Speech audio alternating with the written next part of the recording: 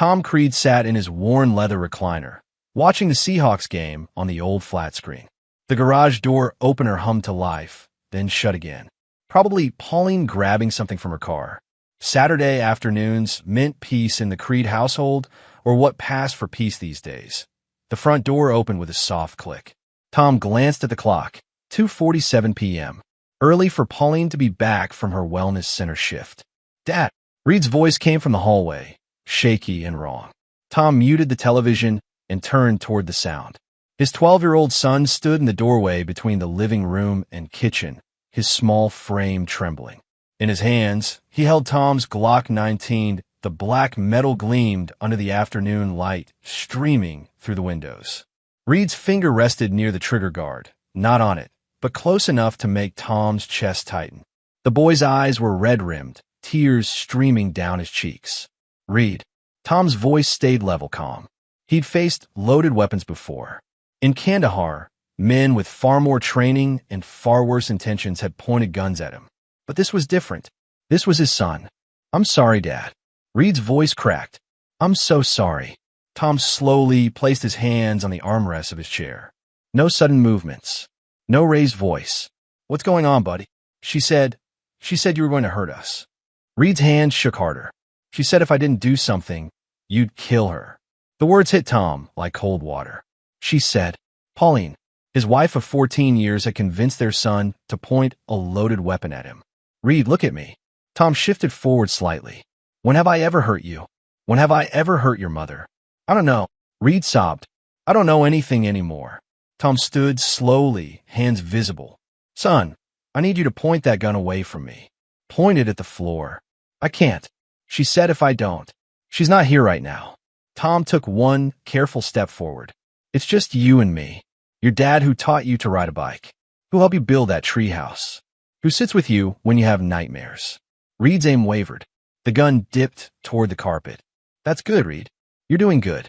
Tom moved closer, his voice steady as granite. "Now I'm going to take the gun. You're not in trouble. You're scared, and someone lied to you." Tom reached out and gently wrapped his fingers around the barrel. Reed let go instantly and collapsed into his father's chest, sobbing. Tom engaged the safety and ejected the magazine with practiced efficiency, checking the chamber. Loaded. One in the pipe. His wife had given their son a loaded weapon and told him to point it at his father. Tom held Reed tight, feeling the boy's small body shake against him. "It's okay now. It's over." But it wasn't over. It was just beginning. The front door opened again. Pauline's voice called out, bright and artificial. "Hello? I'm home." Her footsteps clicked across the hardwood floor. Tom released Reed, but kept one hand on his shoulder. The gun lay in pieces on the coffee table, magazine separate, chamber empty. Pauline appeared in the doorway, her yoga mat slung over her shoulder, that practiced smile on her face. The smile died when she saw Reed's tear-stained cheeks, the dismantled weapon, and Tom's expression. What happened?" Her voice pitched higher. Color drained from her face like water from a broken sink. Tom said nothing. He just looked at her, really looked, at the way her eyes darted to the gun parts, then to Reed, then anywhere but his face. At how her hand clutched the yoga mat strap like a lifeline. At the fresh bruise on her collarbone that makeup couldn't quite hide. "Tom," her voice cracked. "What's wrong? Why is Reed crying?" Still, Tom remained silent. He guided Reed toward the stairs with gentle pressure on his shoulder. "Go to your room, son. We'll talk later." Reed glanced between his parents, confusion and fear warring on his young face. He ran upstairs, his feet pounding on the wooden steps. Tom turned back to his wife. 14 years of marriage. 14 years of trust, of building a life together, of believing in her. All of it crumbling in the space between one heartbeat and the next. "Tom, please, talk to me." Pauline stepped forward, her hand reaching out that he walked past her without a word, his shoulder brushing hers as he headed for the garage.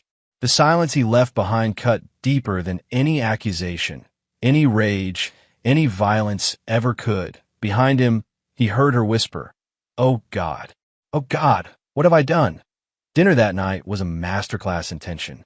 Tom had made spaghetti and meatballs Reed's favorite while Pauline sat at the kitchen island, her phone face down beside her plate. She picked at her food, glancing at Tom every few seconds. Reed pushed pasta around his plate, his appetite gone. The silence stretched like a wire about to snap. "Reed," Tom said quietly, "can you help me with something in the garage after dinner?" The boy nodded, not looking up. "Tom." Pauline's voice was barely above a whisper. "We need to talk." "Do we?" Tom cut a meatball in half with his fork. "I think everything's been said." "Nothing's been said. You haven't said a word to me since our son pointed a loaded gun at me." Tom's voice remained calm, but something cold lurked beneath the surface. "Since he told me his mother convinced him I was going to kill her." Pauline's fork clattered to her plate. Reed flinched. "I can explain." "Can you?" Tom finally looked at her directly. "Can you explain why you told our 12-year-old son to threaten me with a weapon? Can you explain where you got the idea that I would hurt either of you?" Tears started flowing down Pauline's cheeks. "I was scared, Tom. I was confused and scared and—" "Scared of what?" His voice cut through her explanation like a blade. "Scared of the man who's worked 2 jobs to keep this family fed? Scared of the man who's never raised a hand to either of you? What exactly were you scared of, Pauline?" She opened her mouth, then closed it. No answer came. "That's what I thought." Tom turned to Reed. "Come on, son. Let's go talk." The garage smelled of motor oil and sawdust. Tom's workbench dominated one wall, tools arranged with military precision. He gestured for Reed to sit on an old wooden stool while he leaned against the workbench, arms crossed. "Tell me what happened today, from the beginning." Reed's voice was small, broken. "Mom came into my room this morning. She was crying. She said you've been acting strange lately, angry. She said she found some papers in your desk that scared her." "What kind of papers?" "I don't know. She wouldn't show me. But she said—" Reed's voice cracked again. "She said you were planning to hurt us, that you've been planning it for weeks." Tom's jaw tightened. "And she told you to get my gun? She said if you came home angry today, if you started yelling or throwing things, I should protect her. She showed me where you kept the key to the gun safe. She said if I didn't do something, you'd kill her, and then probably me too." Each word was a nail in the coffin of Tom's marriage. Pauline hadn't just lied to their son, she'd traumatized him, weaponized him, turned him into a tool of betrayal. "Reed, look at me." Tom knelt down, so they were eye level. "Have I ever, in your entire life, hurt you or your mother? Have I ever even raised my voice in anger at either of you?" Reed shook his head. "Have I ever thrown things when I was mad?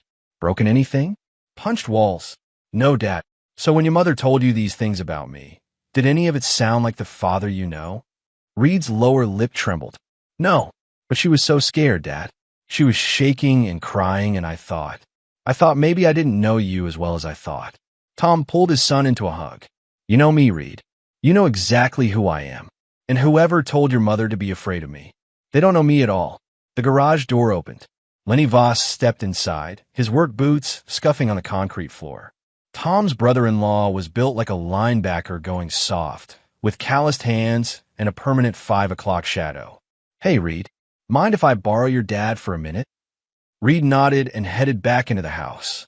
Lenny waited until the door closed before speaking. "We need to talk, Tom. I've been hearing things." "What kind of things?" Lenny pulled out his phone and showed Tom a text message. "My wife got this from her friend Janet.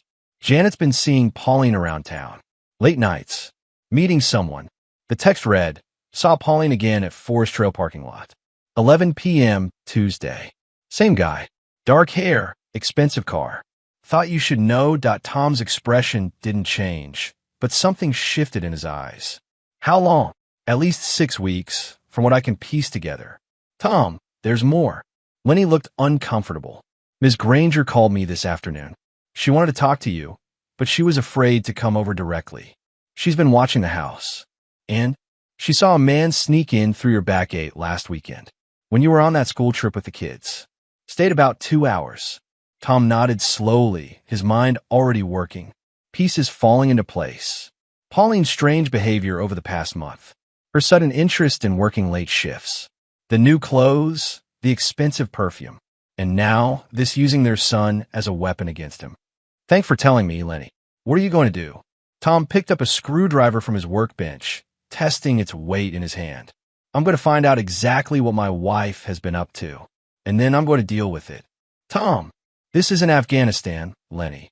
I'm not going to do anything stupid, but I'm also not going to let her destroy my family with lies and manipulation. Lenny nodded grimly. You need anything, you call me, day or night. After Lenny left, Tom stood alone in his garage. He walked to his workbench and opened the bottom drawer. Inside was a small black notebook, pristine and unused. He'd bought it years ago, but never had occasion to use it. Tonight, that changed. Tom sat at his kitchen table at 2 a.m., the house silent around him. Pauline had gone to bed early, claiming a headache. Reed was finally asleep after Tom had spent an hour talking him through what happened, reassuring him that none of it was his fault. The black notebook lay open in front of him. On the first page, he'd written 3 names: Pauline, unknown male, and below that, he'd started a timeline. 6 weeks ago, behavior change begins last weekend. Man enters house while Tom away today. Reed, weaponized against Tom had survived 3 tours in Afghanistan. He'd learned how to gather intelligence, how to identify threats, how to plan operations with surgical precision. But more than that, he'd learned patience, how to wait, watch, and strike only when victory was certain. He thought about Reed's tear-stained face, the way his son's hands had shaken while pointing that gun. Pauline had done that. She'd taken their innocent child and turned him into a weapon of betrayal. For what? For some man she was meeting in parking lots? Tom's chest burned with a cold fire. Not rage was hot and stupid and led to mistakes. This was something else. Something controlled and methodical and infinitely more dangerous that he'd trusted Pauline completely. Given her everything: his loyalty, his love, his protection, his future. She'd taken all of that and used it against him, used their son against him. That was a line that couldn't be uncrossed. Tom closed the notebook and walked upstairs. Pauline lay on her side of the bed, her back to the door. In the dim light from the hallway, he could see her shoulders shaking slightly. She was awake, probably crying. He felt nothing. In Kandahar. Tom had learned to identify enemies who wore friendly faces. Insurgents who smiled during the day and planted bombs at night. People who spoke of peace while planning murder. He developed an instinct for betrayal, a sixth sense for lies wrapped in promises. He should have trusted that instinct with Pauline. Tom got ready for bed in the bathroom, brushing his teeth while looking at himself in the mirror. Same face as always. Same brown eyes. Same scar on his left cheek from a piece of shrapnel in '09. But something had changed today. Something fundamental had shifted. When he climbed into bed, Pauline rolled toward him. Tom. Her voice was soft, vulnerable. I'm sorry about today. I was confused and scared, and I made a terrible mistake. Can we talk about this? He lay on his back, staring at the ceiling. Go to sleep, Pauline. Please. I know I messed up, but we can fix this. We can go to counseling, or go to sleep. She was quiet for a long moment. Then, do you still love me? Tom turned his head and looked at her in the darkness. Even in the dim light, he could see the desperation in her eyes, the fear. She knew something had broken today, something that couldn't be repaired with apologies and tears. Go to sleep, he said again, but Tom didn't sleep. He lay awake until dawn, planning. Tom woke at 5:30 a.m., same as always. He dressed quietly in the dark, then went downstairs to start coffee. Sunday morning routine, normal as breathing. When Pauline came down an hour later, he was at the stove making pancakes. Morning, he said without looking up. Morning. Her voice was cautious, testing the waters. Reed appeared in the doorway, still in his pajamas. He looked between his parents nervously. Hey, buddy, want pancakes? Tom flipped one expertly, the same way he had every Sunday for the past 5 years. Yeah, Dad. Thanks. Tom served Reed first, then Pauline, then himself. He poured orange juice, asked Reed about his homework, commented on the weather. Normal. Calm. Like yesterday had never happened. But Pauline wasn't fooled. Tom could see it in her eyes the way she watched him, studied his face for cracks in the facade. She was waiting for the explosion that never came, the confrontation that he refused to give her. Tom, she said finally, about yesterday. Pass the syrup, would you? He smiled at Reed. How's that science project coming along? The one about volcanoes? Reed brightened, launching into an explanation about baking soda and vinegar. Tom listened with genuine interest, asked follow-up questions, praised his son's ingenuity. The perfect father on a perfect Sunday morning. Pauline's hands trembled as she picked at her pancakes. After breakfast, Tom loaded the dishwasher while humming an old Johnny Cash song. He kissed Reed's forehead, squeezed Pauline's shoulder as he passed her chair. I'm going to wash the truck, he announced. Then maybe we can all go to the park. What do you think, Reed? Can we bring the football? Of course. Tom stepped outside into the crisp October air. Through the kitchen window, he could see Pauline sitting at the table, her head in her hands. Her phone buzzed. She looked at it, typed something quickly, then deleted it without sending. Tom smiled as he uncoiled the garden hose. The Valley Motel sat on the outskirts of Spokane, the kind of place where people paid cash and asked no questions. Room 118 smelled of stale cigarettes and industrial disinfectant. Pauline sat on the edge of the bed, her hands clasped tightly in her lap. Zev Monroe stood by the window, peering through a gap in the curtains. At 45, he had the kind of smooth confidence that came from years of talking his way out of trouble. His yoga instructor persona was just another mask, carefully crafted to attract vulnerable women like Pauline. He knows, Pauline said for the third time. Tom knows about us. You don't know that. Zev's voice was calm, controlled. You're panicking. He looked at me like I was already dead. And the way he acted this morning, so normal, so calm. That's not Tom. Tom gets angry when he's hurt. He shouts and storms around, and then we talk it out. This silence is worse. Zev turned from the window. So, what do you want to do? Call it off? Go back to your boring life with your boring husband? I don't know. Pauline stood, pacing the small room. Maybe we should just tell him. Maybe if we're honest. Honest. Zev laughed, the sound cold and sharp. Pauline, think about what you did yesterday. You convinced your son to point a gun at his father. You think Tom's going to forgive that? You think he's going to shake my hand and wish us well? Pauline's face crumpled. I never meant for it to go that far. I was scared he'd fight for custody if he found out. I panicked, and now we're here. Zev sat beside her on the bed, his hand finding her thigh. But it doesn't have to be the end. We just need to be smarter. What do you mean? Tom's a veteran, right?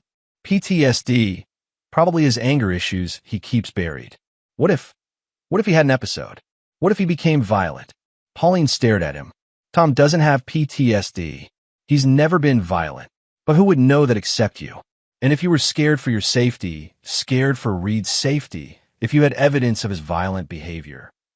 You want me to lie about Tom being abusive? Zev's hand slid higher on her thigh. I want you to protect yourself. Protect us. If Tom becomes a threat, we need to neutralize that threat. How? We provoke him. Get him angry. Get him to lose control. Record it. Then you file for divorce and a restraining order. Full custody of Reed. Tom loses everything, and we get what we want. Pauline was quiet for a long moment. What if he doesn't lose control? What if he just stays calm? Zev's smile was cold as winter. Everyone has a breaking point, Pauline. We just need to find his. Monday morning, Tom drove to school like any other day. But instead of his usual route, he took a detour past the wellness center where Pauline worked. Her car wasn't in the parking lot, though her shift was supposed to start at 8 a.m. Interesting. During his lunch break, Tom drove to Radio Shack. He bought 2 small digital audio recorders and a GPS tracking device, the kind used to monitor elderly parents or teenage drivers. All perfectly legal purchases. That evening, while Pauline was in the shower, Tom slipped into the garage. It took him less than 2 minutes to install the GPS tracker under her car, hidden behind the rear wheel well. The audio recorder went under her driver's seat, voice-activated and capable of recording for 12 hours before needing to be changed. He was back in the house, reading a magazine on the couch, when Pauline emerged from the bathroom. "What did you do today?" she asked, toweling her hair. "Same as always. Taught kids how to use power tools without losing fingers." Tom didn't look up from his magazine. "How was the wellness center?" "Fine. Busy." She hesitated. "I might need to work some extra shifts this week. We're short-staffed." "Okay." Tom's casual acceptance seemed to unnerve her more than suspicion would have. She stood there for a moment, waiting for questions that never came. That night, after Pauline fell asleep, Tom sat in his home office with his laptop open. He'd spent 2 hours researching Zev Monroe and found very little. The man was a ghost, no social media presence, no online footprint beyond a basic website for his yoga classes. But Tom had resources beyond Google. He pulled out an old cell phone, one he'd kept from his army days, and sent a text to a number he hadn't used in 3 years. Need a background check. Zev Monroe, Spokane area. Yoga instructor. Will pay standard rate. The response came within minutes. Send me what you have. 24-hour turnaround. Tom typed out everything he knew about the man who was destroying his family. Then he closed the laptop and went to bed. Holliston's pawn shop sat in a strip mall between a check cashing place and a liquor store.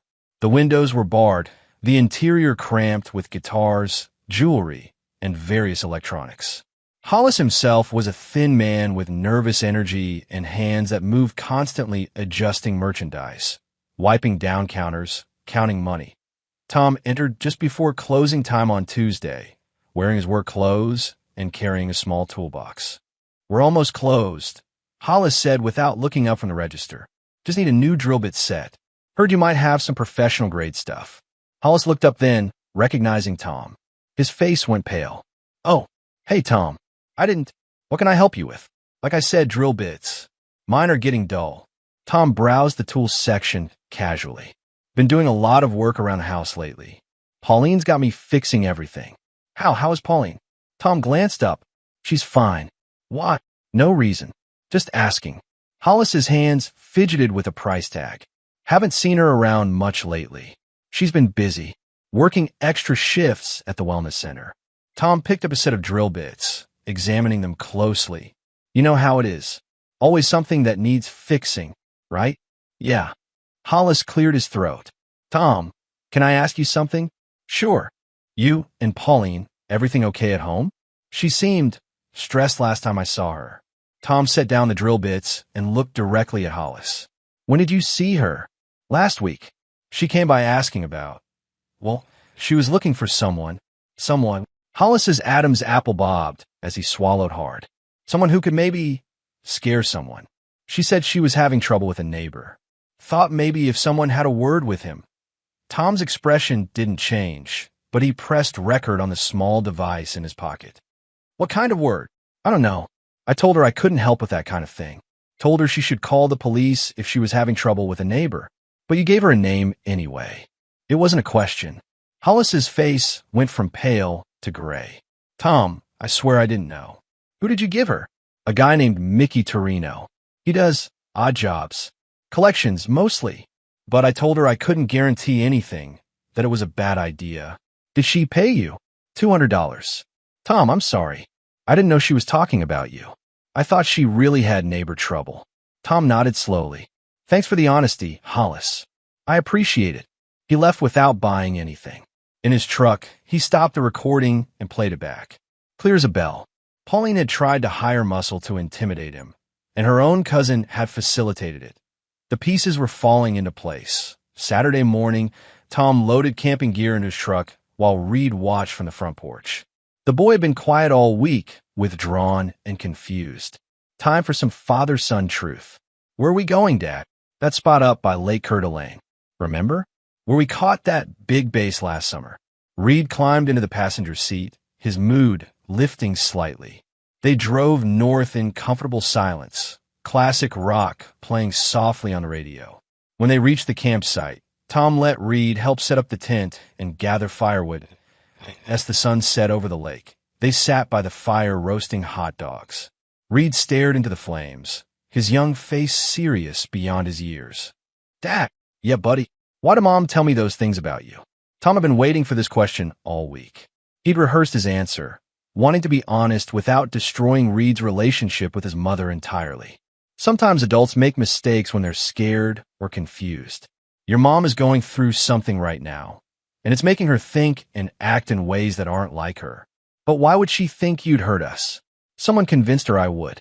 Someone who doesn't know me, doesn't know us, and who wants to cause problems in our family. Reed poked at the fire with a stick. Is it because of that man? Tom's attention sharpened. What man? The one who comes to the house sometimes. when you're at work. Reed's voice was small, guilty. I wasn't supposed to tell anyone. Reed, I need you to tell me about this man. It's important. He's tall and has dark hair. Mom said he was her friend from the wellness center. She said you wouldn't understand their friendship, that you'd be jealous and angry. So, it had to be our secret. Tom felt that cold fire burn brighter in his chest. Pauline had been bringing her lover to their home, exposing their son to her deception, teaching him to lie to his father. What did they do when he was there? Talk mostly. Sometimes they'd go upstairs to Mom's office. Once I heard her crying. Reed looked up at his father. Dad, is that why she's scared of you? Because of her friend? What do you think, Reed? Based on what you know about me, about our family, does any of this make sense? Reed was quiet for a long moment. Then, no. And I think maybe she told me to point that gun at you because she knew you'd find out about her friend. Tom pulled his son close. You're a smart kid, Reed. Smarter than I was at your age. Are you and Mom going to get divorced? The question hung in the air between them like smoke from the fire. Tom could lie, could offer false hope and empty reassurances. But Reed deserved better than that. I don't know yet, son, but I want you to understand something. Whatever happens between your mother and me, it's not your fault. You didn't do anything wrong. You were trying to protect someone you love, and that's not a bad thing. The bad thing is that someone lied to you to make you think protection was necessary. Reed nodded against his father's shoulder. Will I still get to live with you? Yes, Tom said with absolute certainty. You'll always have a home with me. They sat by the fire until late, talking about school, about fishing, about anything except the family that was falling apart around them. When they finally went to bed, Reed fell asleep quickly in his sleeping bag. But Tom lay awake, staring at the tent ceiling and planning his next moves. Pauline had crossed every line there was to cross. She'd brought another man into their home, exposed their son to her lies, tried to have Tom intimidated, and ultimately weaponized Reed against him. Each betrayal built on the last, creating a tower of deception that was about to come crashing down. Tom's phone buzzed with a text from his army contact. Zev Monroe is actually Zev Marinelli. Did 5 years in Texas for fraud and assault. Real piece of work. Details attached. Tom opened the attached file and read by the light of his phone. Zev had a history of targeting married women, bilking them for money, and disappearing when things got complicated. He'd been arrested for assault after one husband discovered the affair and confronted him. Perfect. Tom and Reed returned from camping Sunday evening to find Pauline pacing the living room, her phone clutched in her hand. She rushed to the door when she heard Tom's truck in the driveway. Where were you? I've been calling and texting. Camping. I told you we were going camping. Tom carried his gear into the garage while Reed ran upstairs to shower. You didn't answer your phone. No signal up there. You know that. Tom began unpacking his camping gear with methodical precision. Something wrong. I was worried. When you didn't come home last night, we always camp overnight at Coeur d'Alene. We've done it a dozen times. Pauline watched him work, her anxiety palpable. Tom, we need to talk. About what? About us. About what happened last weekend. About Reed. Tom hung his sleeping bag on its peg, checking it for tears or wear. What about Reed? He's been asking me questions. About why I told him those things about you. I think you've been turning him against me. Have I? Tom faced her directly. What kind of questions? He wants to know if we're getting divorced. He's worried about where he'll live. Tom, we can't let our problems affect our son. The irony of that statement was so profound that Tom almost laughed. Almost. You're right. We shouldn't let our problems affect Reed. So you'll stop poisoning him against me. Pauline, Tom's voice was soft, dangerous. I haven't said a single negative word about you to our son. Every question he's asking, every worry he has, every fear you created, all of that when you convinced him to point a gun at me. You don't get to blame me for the consequences of your choices. Pauline's face crumpled. I made a mistake. I was scared and confused, and you were scared? Our 12-year-old son was the one holding a loaded weapon with his hands, shaking so hard he could barely stand. But you were scared. Don't do this, Tom. Don't twist my words. I'm not twisting anything. I'm just repeating what you said. Tom closed the camping gear cabinet and locked it. Now, if you'll excuse me, I need to check on Reed. As he walked toward the house, his phone buzzed with a text. From Pauline's number, but sent from a phone he'd never seen before. He's getting suspicious. Moving to Plan B. Friday night. Tom deleted the message without responding. But in his workshop, he typed a different message on his own phone and sent it from an anonymous texting app. Tom knows about Friday. Change of plans. Make it Wednesday instead. Come armed that he sent it to the number that had texted Pauline, then sat back to wait. The trap was set Wednesday night. Tom lay in bed listening to Pauline's breathing beside him. She'd been restless all evening, checking her phone constantly, jumping at every small sound. At 11:47 p.m., her phone buzzed with a text. She read it, then slipped out of bed. "Where are you going?" Tom asked softly. "Bathroom. Go back to sleep." But Tom was already awake, had been awake for hours. He listened to her footsteps in the hallway, heard the soft creak of Reed's door as she checked on their son. Then, 20 minutes later, Tom heard the first sound. A soft scraping at the back door, metal against metal. Someone picking the lock. Tom slipped out of bed and moved silently to his dresser. He pulled out a small digital camera, already set to night vision mode, and positioned it on the bookshelf with a clear view of the bedroom doorway. Another camera went on the kitchen counter, angled toward the back door. The lock clicked open. Tom returned to bed, lying on his side facing away from the door. His breathing was slow and steady, the picture of sleep. But his hand rested near the tactical flashlight on his nightstand, and his body was coiled like a spring. Soft footsteps on the kitchen floor. A pause at the bottom of the stairs. Then the slow, careful ascent toward the bedroom. Tom controlled his breathing, listening to the intruder's approach. Whoever was moved with practiced stealth, but not perfect stealth. Tom had heard better from insurgents in Kandahar. The bedroom door opened with the faintest whisper of hinges.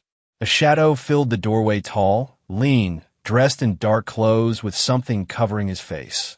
The shadow moved into the room, heading for Tom's side of the bed. In his peripheral vision, Tom could see the glint of something metallic in the intruder's hand. A knife, maybe, or a small club. The shadow raised his weapon. Tom exploded into motion. He rolled left off the bed, grabbed the tactical flashlight, and triggered its strobe function. The room erupted in blinding, disorienting flashes of white light. The intruder stumbled backward, cursing, his weapon clattering to the floor. Tom vaulted over the bed and tackled him. They crashed into the dresser, sending picture frames and jewelry flying. The intruder was strong, but unprepared for Tom's speed and aggression. Tom drove his knee into the man's solar plexus, doubling him over, then wrapped his arm around the intruder's throat in a blood choke. "Stop fighting," Tom growled in his ear. "You're done." The man struggled for another few seconds, then went limp. Tom eased the pressure, but didn't release the hold. He reached over and turned on the bedroom light. Zev Monroe lay unconscious on the floor, a ski mask pulled over his face and a tire iron beside him. Tom knelt and checked his pulse strong and steady. Then he zip-tied Zev's hands behind his back with restraints he'd placed under the bed earlier. Pauline's voice called from downstairs. "Tom? What was that noise?" Tom pulled out his phone and called 911. "This is Tom Creed at 1247 Maple Street. I've got an intruder in my house. He's restrained but still alive. I need police and an ambulance." Pauline burst into the bedroom 3 minutes later, her face a mask of shock and horror. She was fully dressed despite supposedly having been asleep downstairs. "Oh my God. Tom, what happened? Who is that?" Tom stood beside the unconscious Zev, his phone still recording video. "Funny thing. You tell me who he is." "I don't know. I've never seen him before in my life." Pauline's voice pitched higher with each word. "I heard a crash and came running." "From where?" "What? You came running from where?" "You went to the bathroom 40 minutes ago and never came back to bed." Pauline's mouth opened and closed like a fish. I couldn't sleep. I went downstairs to watch TV." "In your clothes?" She looked down at herself as if just realizing she was fully dressed in jeans and a sweater. "I got cold. I put clothes on." Tom pulled off Zev's ski mask. Even unconscious, the man's face was recognizable from the photos in his criminal background report. "Still don't know him." "Tom, I swear I've never." Tom pulled out his phone and played one of the audio recordings from Pauline's car. Her voice filled the room, clear as crystal. Zev, I can't do this anymore. Tom's getting suspicious. Maybe we should just tell him everything. Then Zev's voice. Don't be stupid, Pauline. We're in too deep now. If he finds out, we follow the plan we discussed. Pauline's face went white as bone. Where did you get that? Your car. Amazing what people will say when they think no one's listening. Tom played another recording, this one from the motel. Everyone has a breaking point, Pauline. We just need to find his. Tom, I can explain. Can you explain this? Tom showed her the GPS tracking data on his phone. 14 visits to the Valley Motel in the past 6 weeks. Always the same room. Always for 2 hours. Pauline sank in a chair by the window, her whole body shaking. It's not what you think. It's exactly what I think. You've been having an affair with a convicted felon who has a history of targeting married women. You convinced our son to threaten me with a loaded weapon. You tried to hire muscle to intimidate me. And tonight, you let your boyfriend into our house so he could attack me while I slept. I didn't know he was going to hurt you. I thought he was just going to scare you. Maybe take some pictures. Of what? Me sleeping? Or me fighting for my life? Reed appeared in the doorway, rubbing his eyes. Dad? What's happening? Why are the police here? Tom could hear sirens approaching. He knelt down to Reed's level. Son, go to your room and pack a bag. You're going to stay with Uncle Lenny tonight. But why? Just do it, Reed. Everything's going to be okay, but I need you to go pack right now. Reed looked at his mother, at the unconscious stranger on the floor, at his father's grim expression. Then he ran to his room. Pauline started crying. Tom, please. We can work this out. I made mistakes, but we can fix this. Tom looked at her for a long moment. You brought another man into our home. You exposed our son to your lies. You convinced a child to threaten his father with a deadly weapon.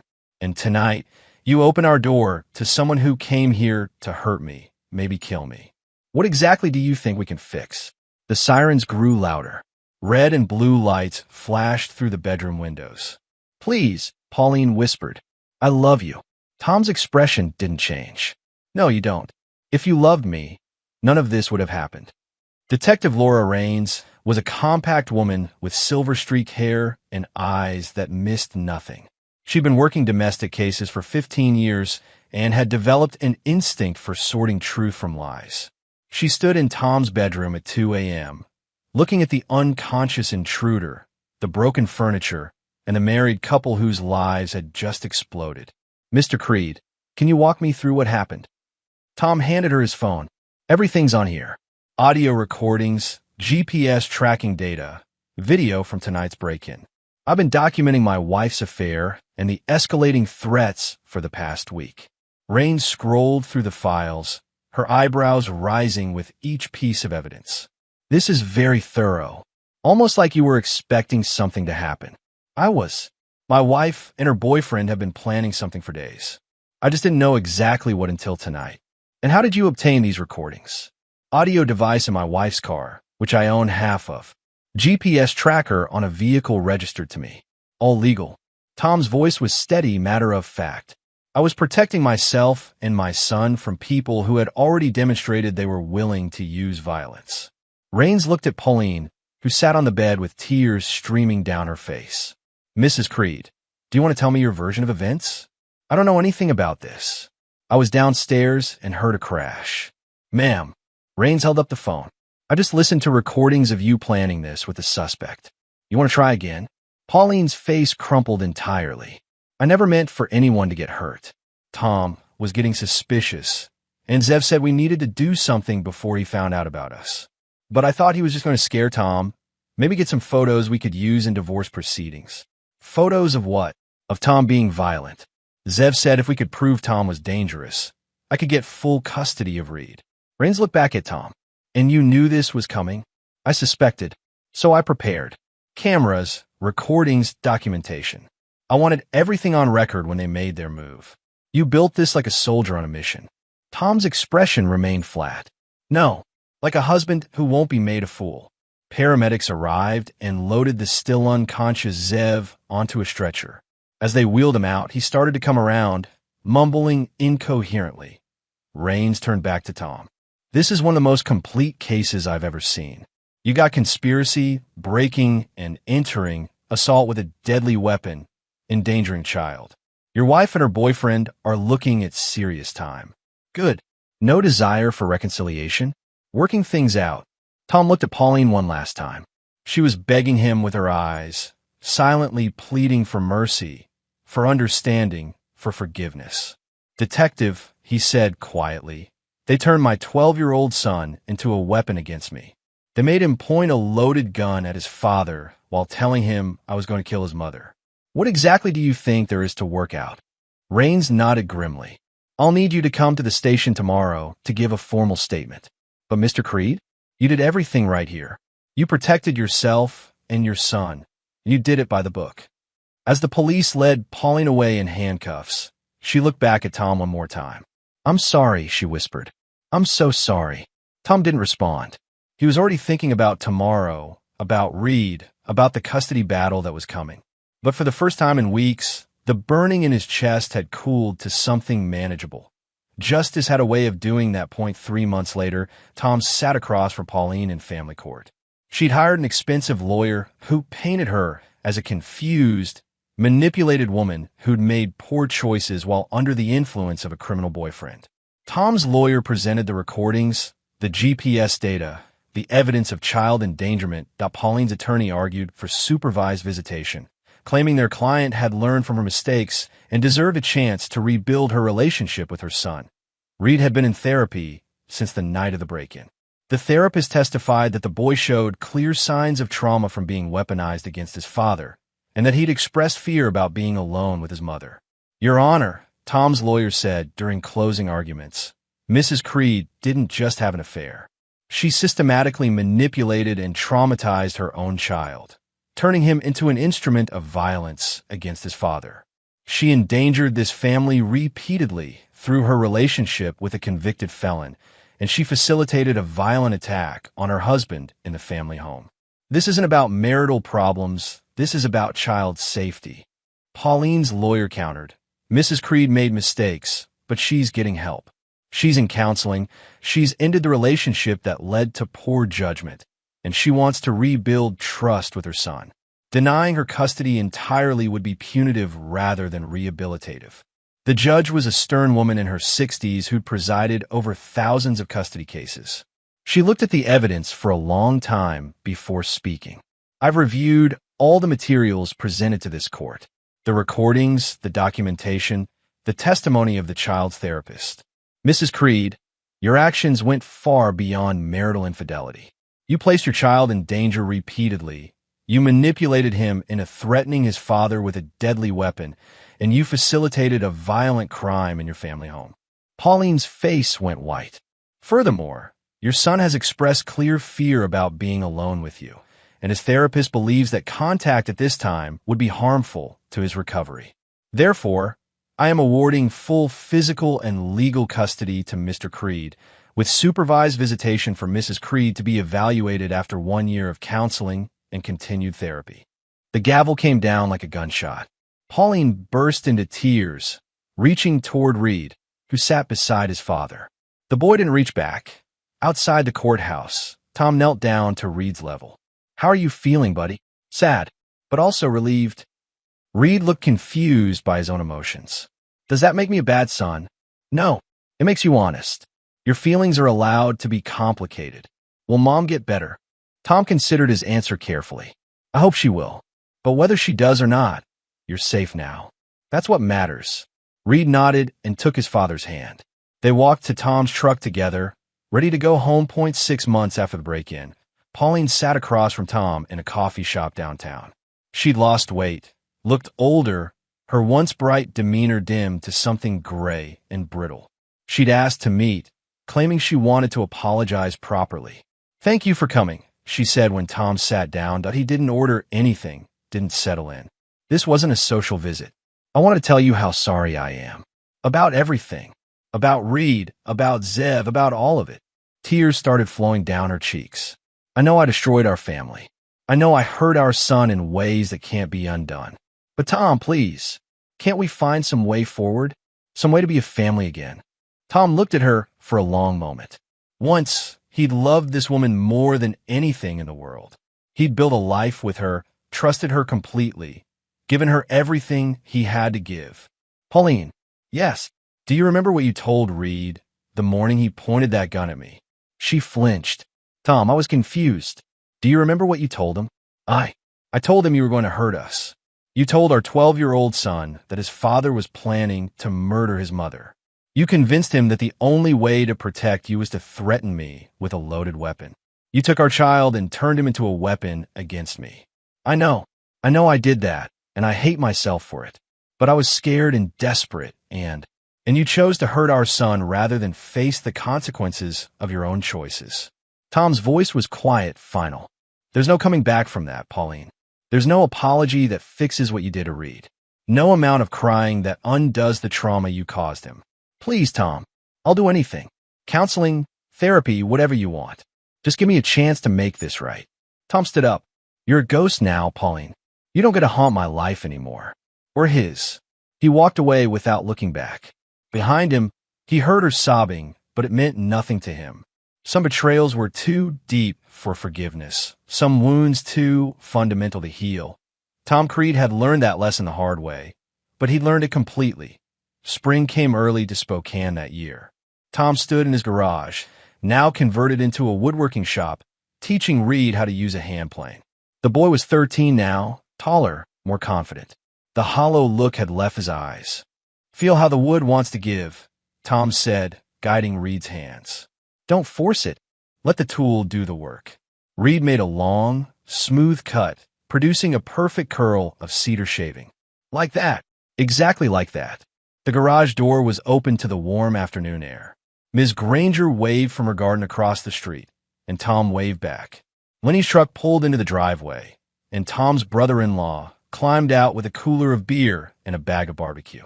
How's the master craftsman doing? Lenny asked Reed. Dad's teaching me to make a jewelry box. For when I have a girlfriend someday. Smart man. Always good to have skills. They worked until the sun started setting. 3 generations of men sharing tools and stories and the quiet satisfaction of building something with their hands. When they finally stopped for the day, Tom looked out at the setting sun and felt something he hadn't experienced in over a year. Peace, not the desperate, hollow peace of someone trying to forget trauma, but the deep, earned peace of a man who'd faced betrayal and emerged stronger, who'd protected what mattered most and rebuilt what could be rebuilt. Reed leaned against his father's shoulder as they watched the sunset. Dad! Yeah, buddy. I'm glad it's just us. Tom put his arm around his son. Me too. The past was buried. The future stretched ahead of them, clean and full of possibility. And in this moment, in his workshop with his son beside him and the sunset painting everything gold, Tom Creed was exactly where he belonged. Some men were destroyed by betrayal. Others were forged stronger by it. Tom had chosen which kind of man he would be.